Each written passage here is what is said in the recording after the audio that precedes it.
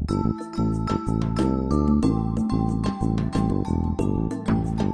will have a lot of other discussion because I'm a big supporter of discussion. I think here we need to discuss a lot, we need to understand what is at stake, and we need to really take some distance because what is at stake is very important for me.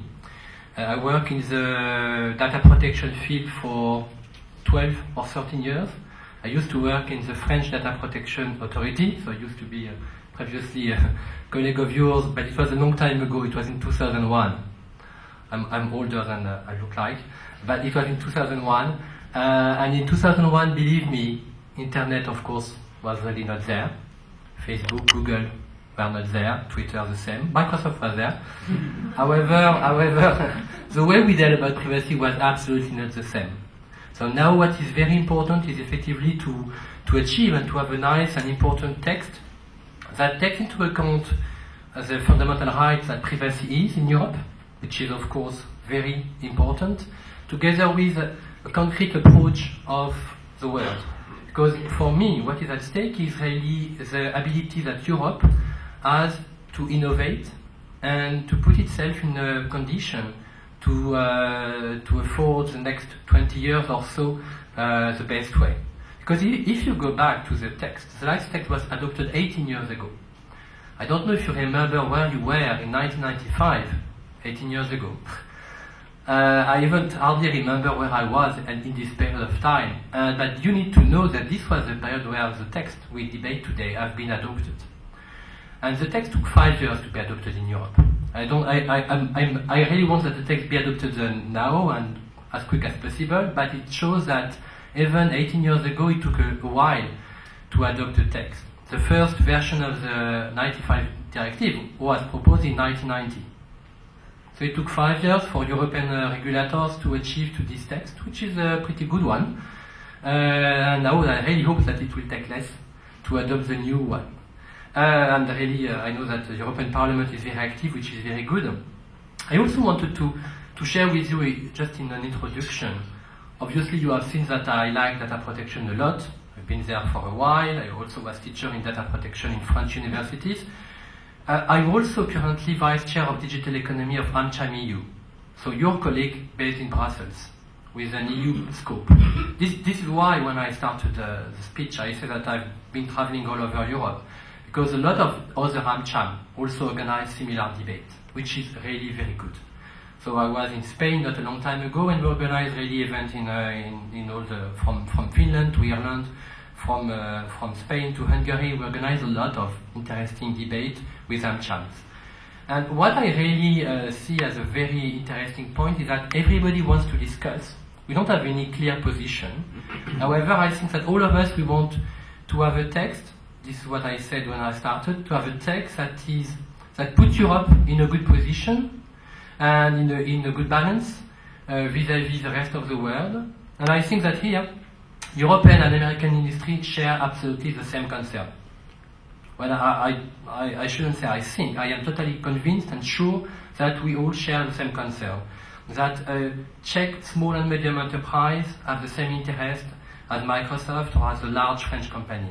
I took the example of a large French company because I also am French Foreign Trade Affairs advisor. I work for the French government, advising the French government for foreign affairs and trade affairs, and all the major French companies think the same as Microsoft, or I'm sure a Czech company, which is basically what we all want as an industry, but I'm sure this is the same for DPA or for other, is to have a text that is not too prescriptive, because having a text that is too prescriptive and is not workable in the end of the day has not a real interest.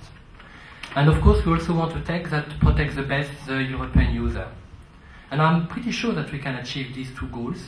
We can achieve a right balance between the two.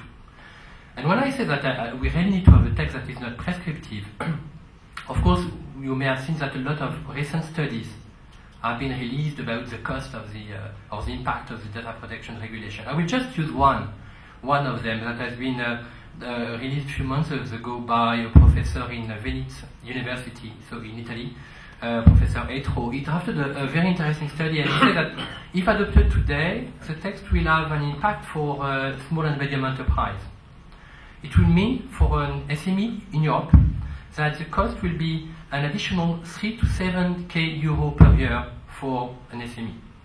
And it's like 90 pages of documentation, and I can send you the link if you want to see the details. To be very candid, I didn't read everything. I just read what I think is interesting is that if we are not able to achieve a text that makes the right balance between growth, because industry, what we are talking is about growth and job creation, and protection of data individuals, then there is a risk that this text be an increased burden for industry. On the other side, I am really totally convinced that both application, which is protecting the European and basically US and all over the world consumer, together with an innovative approach, is workable. I think that together with having a text that is not too prescriptive, it's important to have a text that is clear. We need to have clear definition on who is doing what, especially in a big data or cloud computing environment. For me, cloud computing is not a new concept.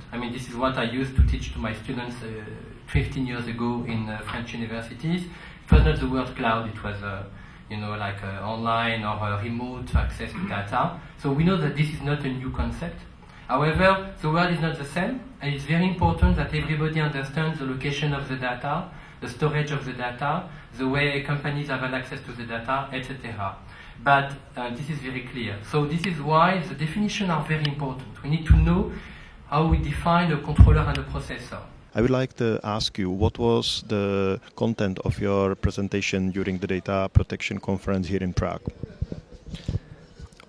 I basically wanted to insist on two things. The first one is that the new data protection reform can be a fantastic opportunity in Europe. This is very important to have an harmonized law, a very harmonized context that can be good and innovative for European business and for all European positions in the world.